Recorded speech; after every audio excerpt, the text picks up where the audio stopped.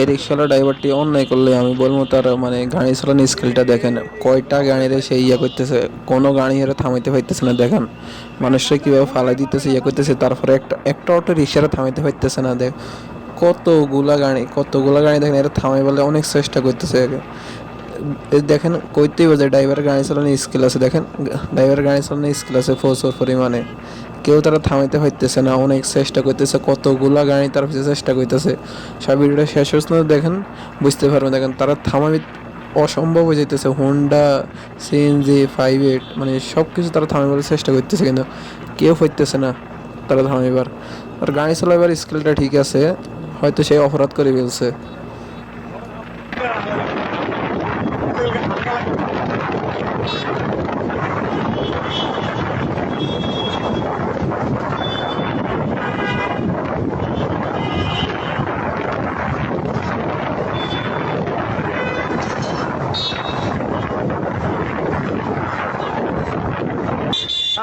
আরে